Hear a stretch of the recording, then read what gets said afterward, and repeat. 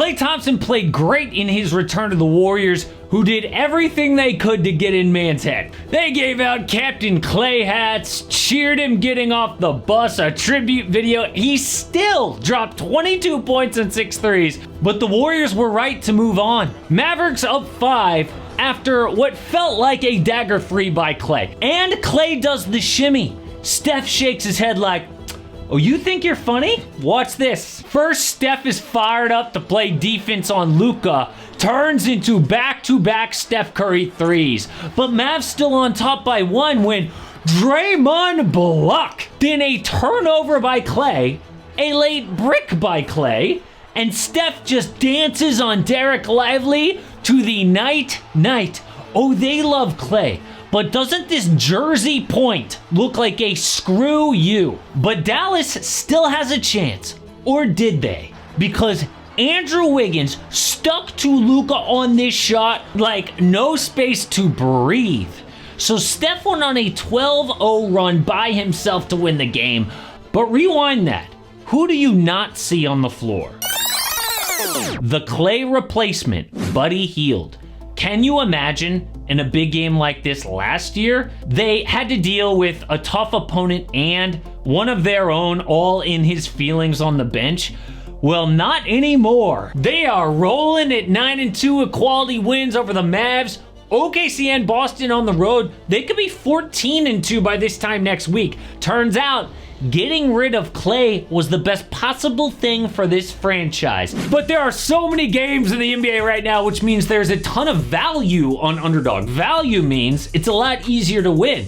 But even if I don't win on a given night, I know I'm gonna have more fun. I like to play higher, lower. I pick either higher or lower on any given player for whatever games I'm gonna watch the night. And yes, you can win a little money or a lot of money with their new game called Streaks, because if you stack 11 in a row, you can 1,000x your cash. So let me give you my 2 picks. First up, Derrick Jones Jr., higher on his rebounds and assists, and then Keegan Murray higher on his points and rebounds. And best of luck if you were tailing those picks. Check out this updated map because Underdog is available in states like Texas, California, or Florida with champions.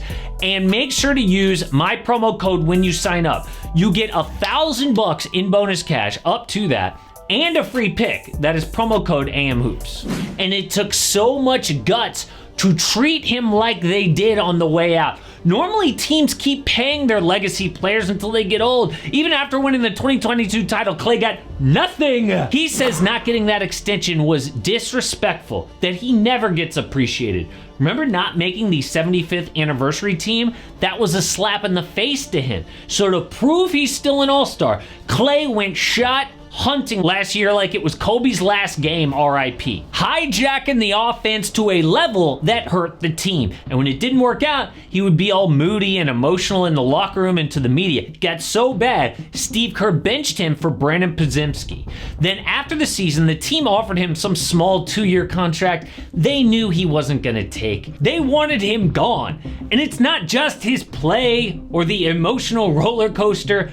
The new CBA punishes teams bad for making contract mistakes. They couldn't do it. I mean, it hurt, but they had no choice. If they kept Klay, he would have spent years trying to prove he's still the guy. It would have been miserable.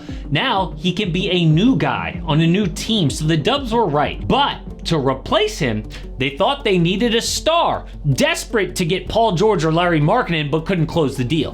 Now, Golden State still has 5 rotation players from their last championship. Then, get rid of Klay, OPJ, and Jordan Poole. Replace them with quality depth. Buddy Hield, Kuminga, Pod, Slow-Mo, and others.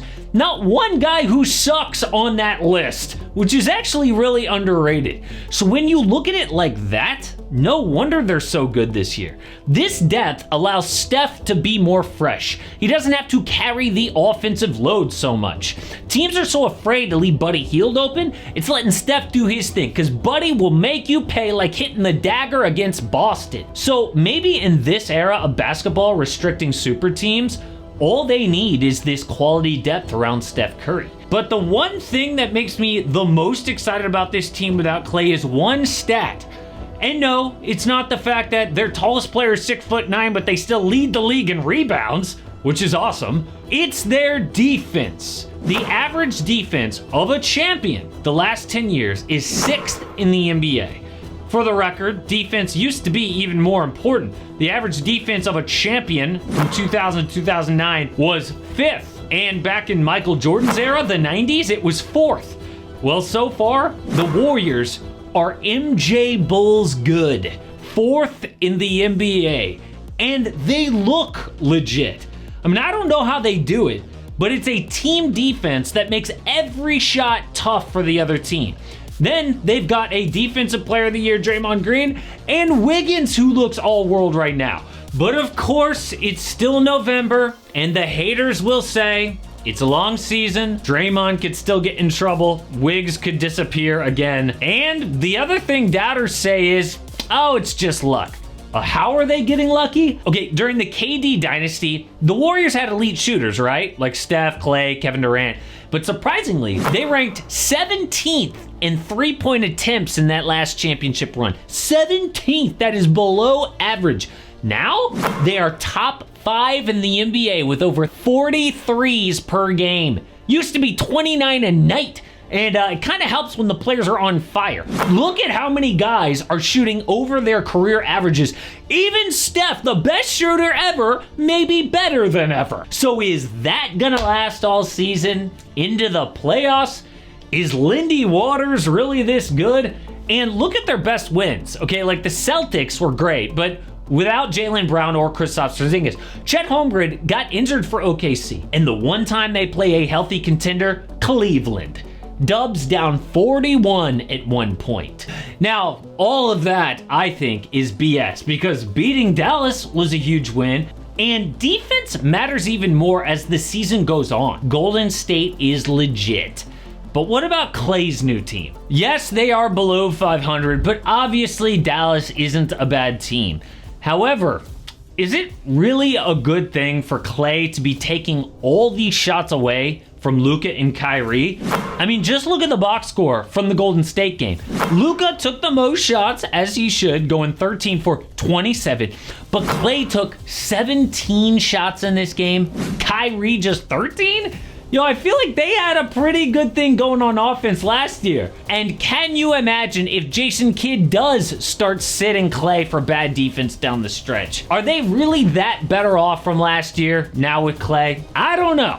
I mean, the worst case scenario at this point is that Klay leaves Dallas as soon as next year and starts doing the whole bounce around the league thing. Maybe Phoenix for a year, maybe Portland because he's from there and grew up a Blazers fan. But the Warriors knew he's at that point in his career now. And the sad thing is we never actually got to see actual peak Klay. A guy's prime is normally around 29, 30, 31. Those are the exact seasons taken away from him. Steve Kerr even said, those next couple of years after the ACL, I think, would have been his absolute prime. That would have been the very best version of Klay. I think part of the reason he struggled so much with it emotionally is that he knew those years were ripped away from him by the injuries. The Warriors secretly knew that, so they basically kicked him out of the door as quietly as possible, and they were right. But how about some positive vibes? Have you guys seen the now shortest player in the NBA? I don't know if you can see this thumbnail, but dude just got his first NBA bucket, and even though he was on the road, the crowd went insane.